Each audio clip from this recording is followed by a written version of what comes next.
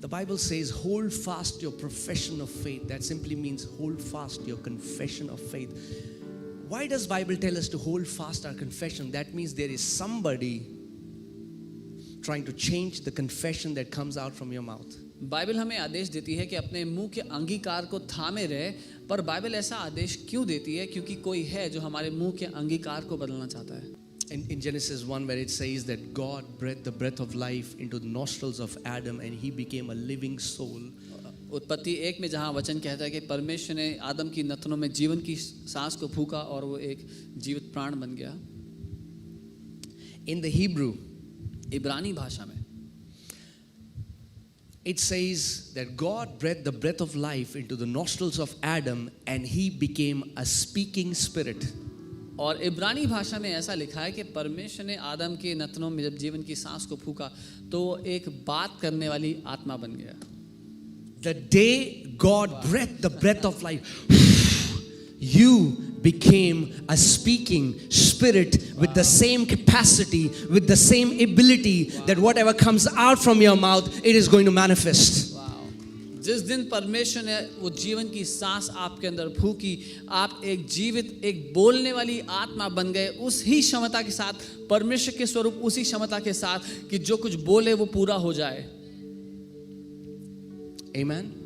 The only gap is because when man fell, this ability became so diminished that when God speaks, in the same very instant it is created, but when we speak, it takes a time. There is a time lag. There is a time lag that entered, but whatever you keep on confessing, right or wrong, will in due time manifest in your life. What a man sows, that he shall reap also.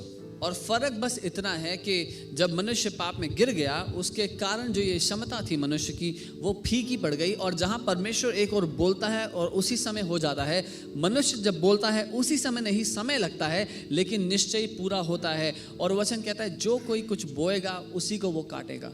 That's why Bible has so much to say about your tongue. इसीलिए Bible इतना कुछ कहती है हमारी जुबान के बारे में. Forget about everything else. The Bible even says that life and death, God had kept it in the power of His tongue. No, your tongue.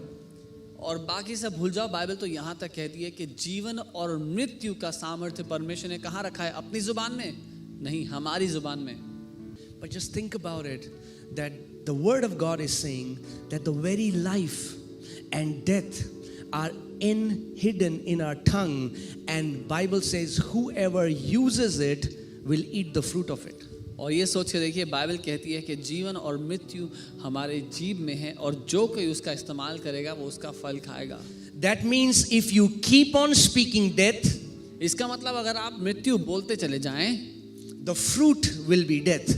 तो उसका फल भी मृत्यु ही होगी.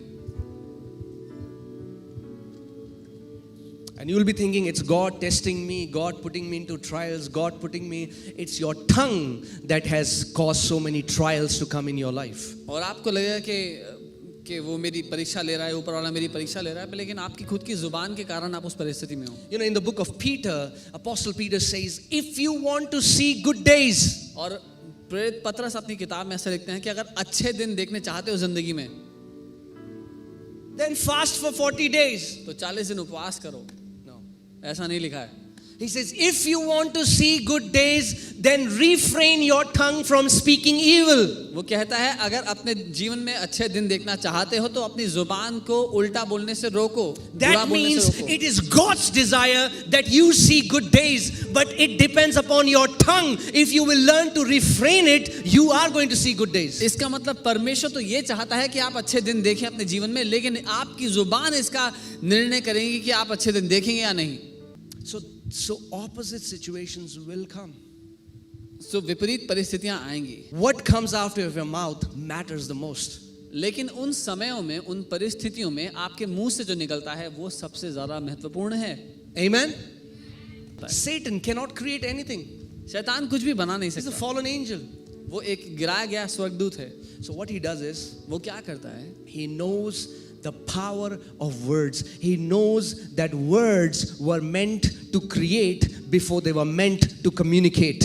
शैतान इस बात को समझता है कि जो शब्दों की रचना कुछ बनाने के लिए, रचना करने के लिए की गई थी, इससे पहले कि वो बात करने के लिए इस्तेमाल किए जाते. Amen, church?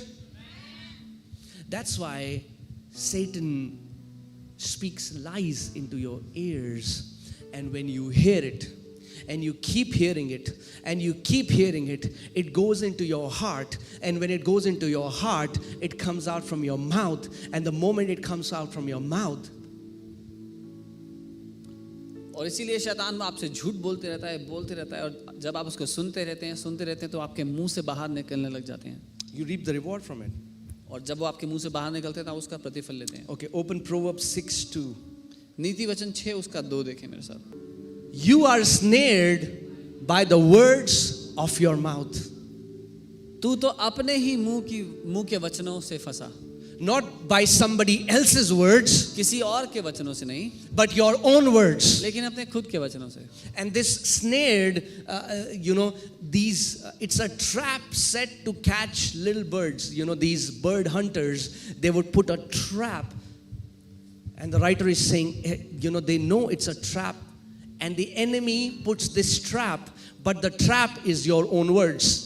और ये जो फंसा शब्द है ये आता है, इसका मतलब है जैसे एक पक्षी पकड़ने वाला जाल बिछाता है पक्षियों को पकड़ने के लिए, वैसे ही दुश्मन हमारे ही मुंह के वचनों को लेकर के हमारे लिए वो जाल लगाता है, वो फंदे लगाता है वचनों से. So here the Bible is telling us that the enemy knows that the way he can trap you is by your own words. Bible ये सिखा रही है कि जो दुश्मन है वो ये जानता है कि आपको फंसाने के लिए उसके पास जो तरीका है वो है आपके खुद के मुंह की बात. And he knows और उसको पता है that nobody will speak evil for their own life. कि कोई भी अपनी जिंदगी के लिए बुरा नहीं बोलता. So what he does is, तो वो क्या करता है, he speaks to you in your thoughts. वो आपके विचारों में आपसे बातें करेगा. That's why spiritual warfare is not going to mountains and casting out these big demons. Spiritual warfare is casting down every high thinking and imagination that goes against the word of God. इसीलिए आत्मिक मल्लयुद्ध ये नहीं कि हम ऊंचे स्थानों में जाकर के उन बड़ी दुष्टात्माओं को बांधे, लेकिन आत्मिक मल्लयुद्ध ये है कि हर एक वो विचार जो अपने आप को उठाता है हमारी सोच में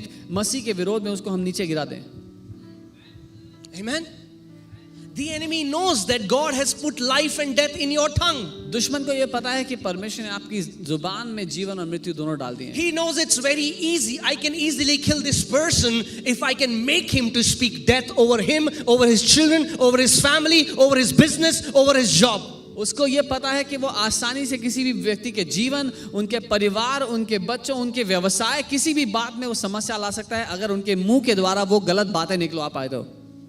So the enemy would come and speak lies to you. So दुश्मन आकर के झूठ बोलेगा आपसे. And he will whisper. और वो And you take it as your own thoughts. और वो विचारों की तरह आपको वो बातें कहेगा और आपको लगता है कि ये मेरे विचार हैं. But he's a smart fellow. लेकिन वो समझदार है. He doesn't talk as a third person. वो एक तीसरे व्यक्ति की तरह He विचार doesn't नहीं tell देगा. you nobody loves you. वो ये नहीं कहेगा कोई तुझसे प्यार नहीं He करता. says nobody loves me. वो कहता है कोई मुझसे प्यार नहीं करता. And you hear it और आप वो सुनते हैं and you say yes. और आप कहते हैं हाँ, Nobody loves me. कोई मुझसे प्यार नहीं करता, Nobody loves me. कोई मुझसे प्यार नहीं करता. And he speaks again. और वो दोबारा वही विचार देता है. You are not wanted. तुम्हें कोई पसंद नहीं करता. You're not wanted. तुम्हें कोई पसंद नहीं. See, you will go to church, nobody will look at you. देखो तुम चर्च जाओगे कोई तुम्हारी तरफ देखेगा भी What नहीं. is happening? That is the spiritual warfare that is happening क्या हो रहा है? in यही your वो ears. The spiritual warfare happens between your ears. यही वो आत्मिक मल्लयुद्ध है जो आपके दो कानों के बीच में होता है. And you keep hearing that और अगर आप उन विचारों को and you सुनते believe रहेंगे that और उनको मान लोगे, and those words start coming out from your mouth. आपके मुंह से वो बातें निकलने लग जाएंगी. Nobody loves me. कोई मुझसे प्यार नहीं करता. Nobody loves me. कोई मुझसे प्यार नहीं करता.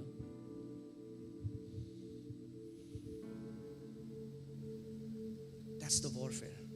ये वो That's युद्ध the है. only power Satan has. He is the master. He is the father of lies, Jesus said. ये वो युद्ध है और बाइबल कहती है कि जो शैतान है वो झूठ का पिता है, शुरुआत से झूठ बोलता है. He knows he is not created in the image of God. You are created in the image of God. शैतान ये जानता है कि वो परमेश्वर के स्वरूप में नहीं बना, लेकिन आप परमेश्वर के स्वरूप में बने हैं. is hold fast what you believe. Keep holding on. Keep holding on. Keep speaking what the word says about you. Keep speaking what God says about you.